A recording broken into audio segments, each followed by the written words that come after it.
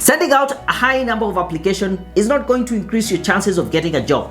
As controversial as that statement is, in this video I'm going to share with you or show you how to apply for a job online in this day and age, fewer number of applications, and actually have a higher success rate. Like sending out few applications and most of them are actually calling you for an interview. I have been blessed that I have been in a position to help many people get jobs. Take a look at this email I got from Jane Phoebe. Quite a long one, but I can just keep through very quickly. Good day, Daniel Mutuku. I was in the midst of actively searching for another job. I wanted to get that position as soon as possible. I knew to achieve this, I had to do things differently. I knew I had to have a very good job searching strategy. I searched on the internet for job searching strategies and I came across Daniel Mutuku's YouTube channel. I was impressed by his job searching resources. A particular one is where you list your actions/behaviors, track your daily job application progress, comment on the progress, and follow up on your job applications. Within 2 months of proactively applying this strategy, I secured a position, and I am always grateful for Daniel Mutuku's job searching resources. Kind regards. You might be the next one sending me such an email. So without further ado, let's get started.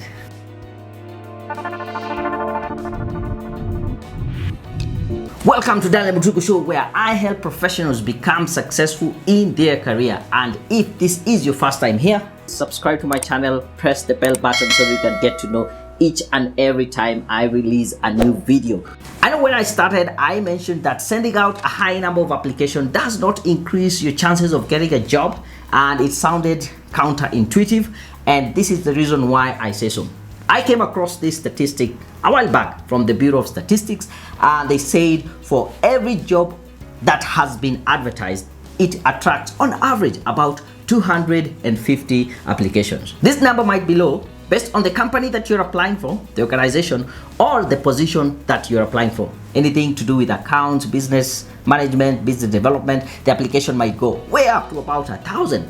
And if you're applying again to a very good company, or these blue chip companies, Safaricom, KCB, you name them, they will again attract a very high number of applications. But for simplicity, let's work with the figure 250. So I have just advertised that I'm looking for a customer care person, and by the end of the application period, I have 250 applications. Another statistic that you need to note is that 75% of all those applications are people who are not qualified for that position.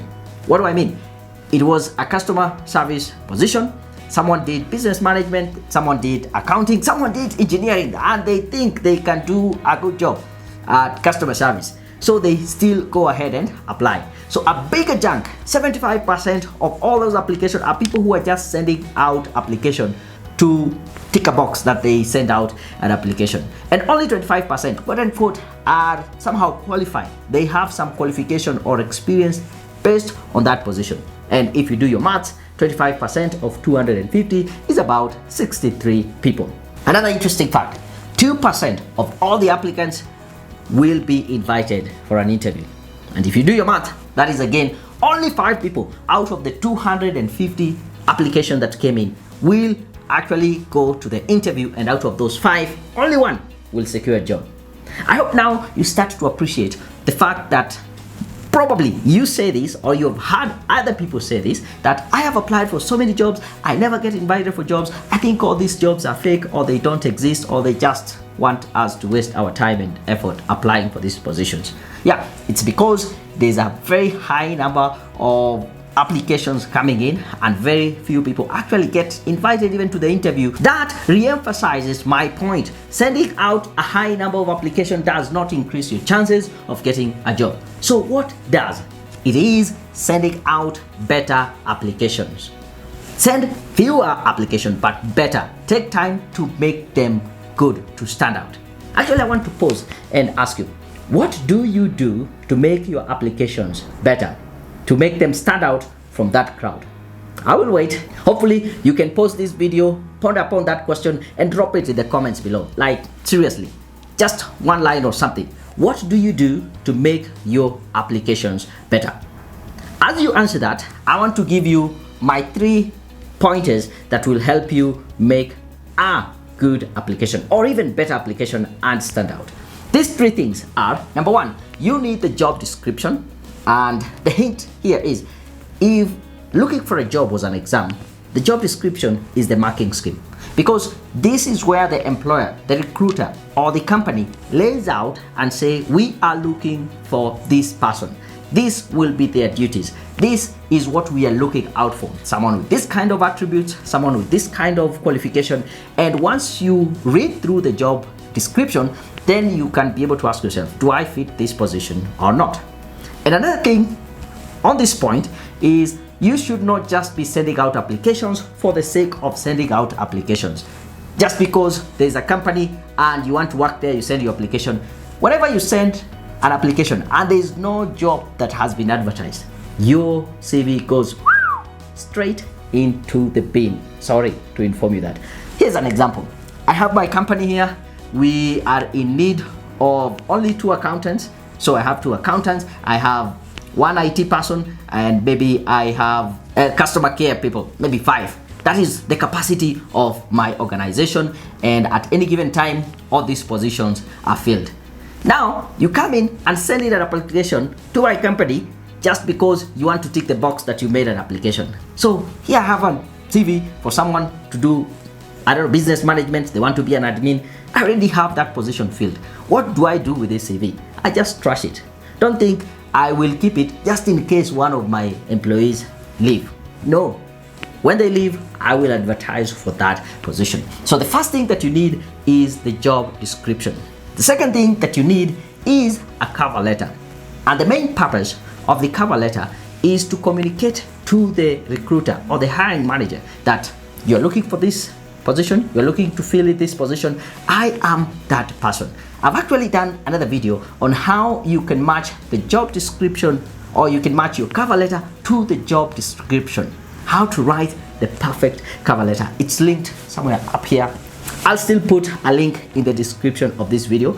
And this matter of writing a cover letter, it's very, very important. And that is why I've put in a lot of time and effort to prepare so many resources that you can use on how to write a cover letter. I have done several videos on how to write the perfect cover letter. Check them up here, description below. I've also put out there a free guide, the ultimate cover letter guide. 101 sample cover letters for all professionals. And I'm giving out for free. So head over to careerpoint.co.ke/cover letter. I will also put that link in the description of this video so that you can go download it, read it through, see all those sample cover letters so that you can be able to use them to guide you on how to write your perfect cover letter.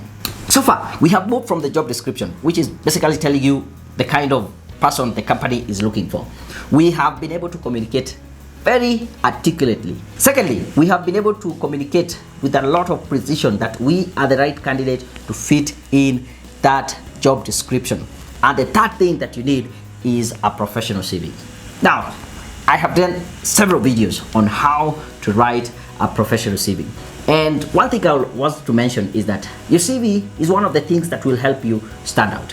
When someone opens your CV, can they be able to deduce in a very quick way what value you're bringing on board? There's a famous research that has been done that it takes about 6 seconds for a hiring manager to decide if they're going to read through your CV or not. Does your CV pass that 6-second test? I've done another video on how to ensure you pass that 6-second test up here. And somewhere in the link in the description of this video, go watch it. And another thing, when it comes to the professional CV, remember, most people have CVs, which is just a documentation of where they went to school, where they've worked, their duties, and does not really communicate their value. It is important for you to think about how do you write a professional CV. And that is why I want to mention this. Watch this video on how to write a professional CV. Ensure you like the video, subscribe to my channel, and until my next video, I'm out.